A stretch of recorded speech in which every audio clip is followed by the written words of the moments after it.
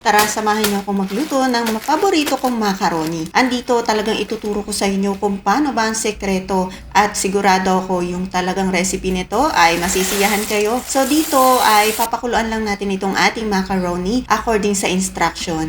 So nasa inyo na kung gusto nyo medyo mas malambot or al dente lang. Maghiwa muna tayo dito ng ating sibuyas, itong ating bawang, balatan at pitpitin lang natin para maalis agad yung balat niyan at hiwa-hiwain lang din natin ng maliliit.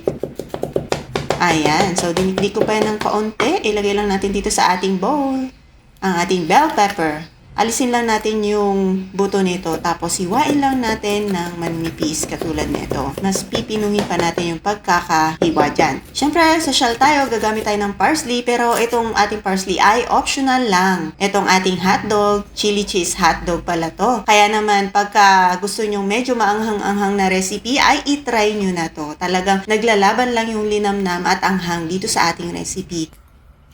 Magisa na tayo dito ng ating sibuyas at bawang.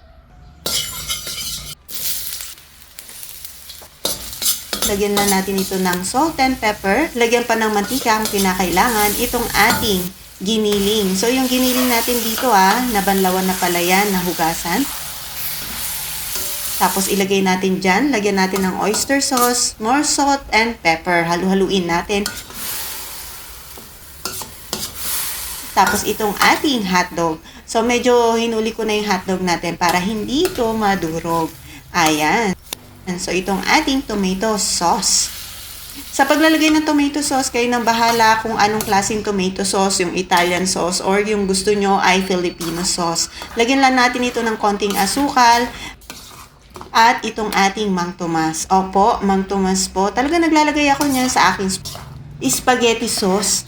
At itong ating matatamis na sauce. Lagay lang natin itong ating bell pepper tapos halu-haluin lang natin.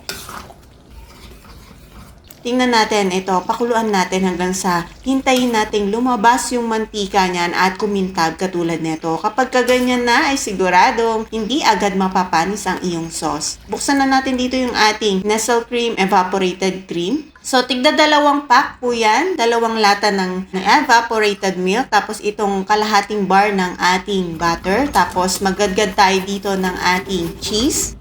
Ayan, tikman-tikman natin according sa ating panlasa. Salt. Para sa slurry ay 4 tablespoon lang ng cornstarch at 1 cup ng water. Okay na yan. Haluin hanggang sa lumapot. Ilagay na natin dito sa ating lalagyan. Ayan. Mix na natin itong macaroni at itong ating spaghetti sauce. Ayan. Halu-haluin natin. More meat pa para naman hindi tinipid.